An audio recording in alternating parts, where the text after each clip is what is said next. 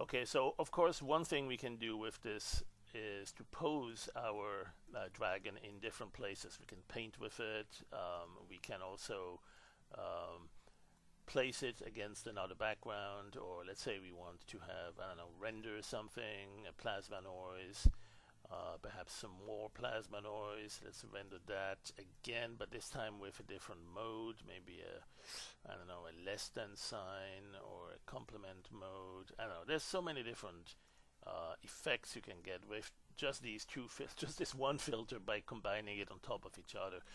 There's a nice little space scene, clouds, or maybe some explosive, turbulent clouds from an explosion. After all, this is a dragon; it's going to spew some fire, right? So it's going to be red hot. Maybe we need to add some sort of gradient. There is a tool here for gradients, and you just click that, and you'll see a bunch of options here. There's linear gradient tools, gradients. That one here will give you presets. This one here is probably good for something that's red hot, and we can simply apply that. We can go to where is it? Filter.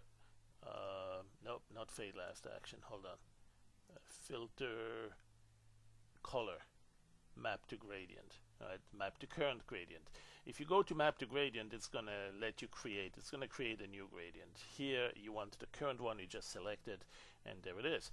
Now maybe it's too harsh. Maybe we want to undo this a little bit, do this interactive undo, or perhaps just adjust the contrast. One that I like a lot for that is adjust with the curves, right? Because there you can give it a variety of different effects with less saturation or last minute increase and stuff like that, and give it a little bit darkness here. Right, so that's one of the things you want to experiment with. And then of course let's go back to the paint tool, the paintbrush, and stamp this body right here somewhere. Now you can paint with it, and in fact I'm going to store this image first. There it is. There we have a stored copy. I'm going to minimize this part here. I don't need right now, so I'm going to minimize that. Move it to the right. So we have the original image. We have this one. We could combine the two together. We could say, you know what? Let's multiply it so it gets even darker, where it's dark enough already. All right. So it does something like that. Perhaps not quite that much. Again, the interactive undo should be in your workflow on a regular basis. Maybe a little bit more contrast, or the photographic soft contrast improvement. Whoa, that's no good.